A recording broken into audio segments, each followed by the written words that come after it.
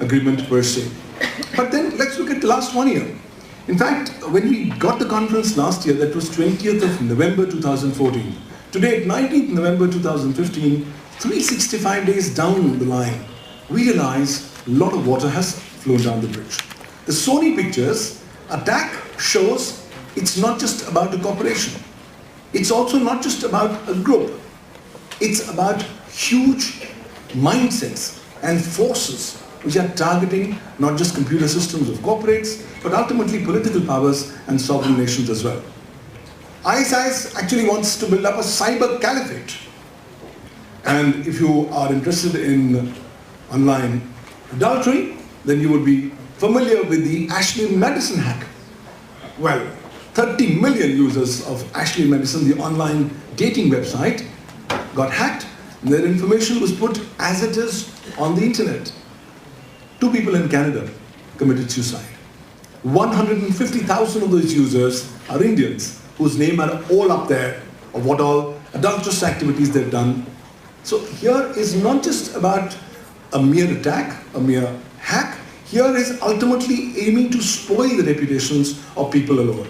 And therefore we find that cyber attacks are the de facto norm of the day. In July, the Antrix, which is the commercial arm of ISRO, or the Indian Space Research Organization, that got hacked. I called it cyber war in July. It was a classical case of cyber war against India. Majority of the people did not even visualize the significance of that impact. The impact was clear.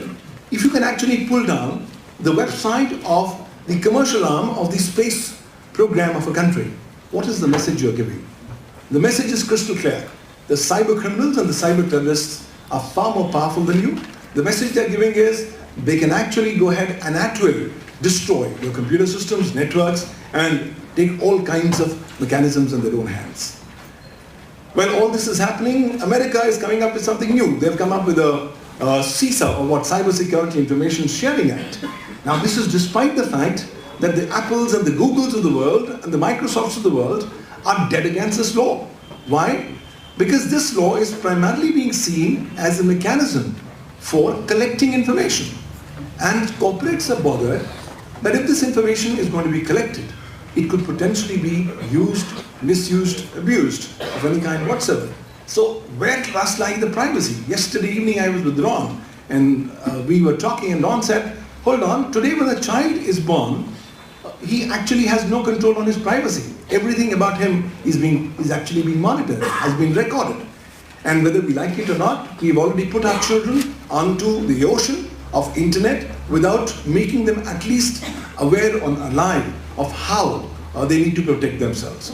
So in these scenarios, as a student of cyber law, I believe that cyber law as a discipline is at a crossroads. In fact, one of the many things happening in the huge umbrella of cyber law is a new discipline, legal discipline emerging. And this is the discipline called cybersecurity law.